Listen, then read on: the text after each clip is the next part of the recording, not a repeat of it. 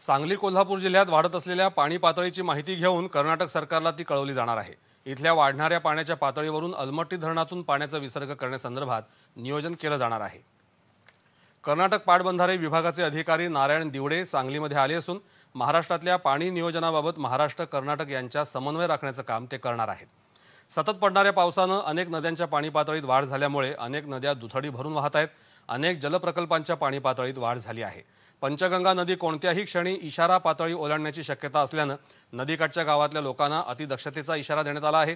सतत पडणाऱ्या पावसामुळे पंचगंगा नदी पात्रात वाढ झाली आहे, त्यामुळे राधानगरी धरणाचे 4 दरवाजे उघडण्यात आले। वारणा धरणातून 14,486 क्युसेक्स, दूधगंगा धरणातून 12,950 क्युसेक्स तर अलमट्टी धरणातून 2,20,000 क्युसेक्स वेगानं पाण्याचा विसर्ग होत आहे। नांदेड जिल्ह्यात विष्णुपुरी प्रकल्पाच्या पाणलोट क्षेत्रात झालेल्या पावसानं हा प्रकल्प पुन्हा एकदा 100% भरलाय।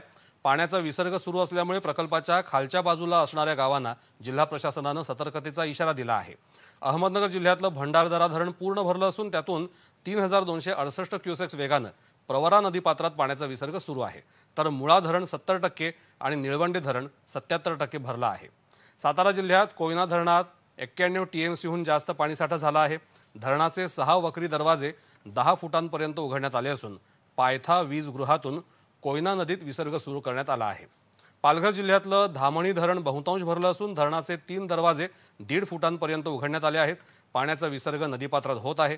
कवडास धरणही पूर्ण भरलं असून त्यामधूनही विसर्ग सुरू झाला आहे। सूर्या नदी सुद्धा भरून वाहत असल्यामुळे नदीकाठच्या आणि आजूबाजूच्या गावांना सतर्कतेचा इशारा देण्यात आला आहे।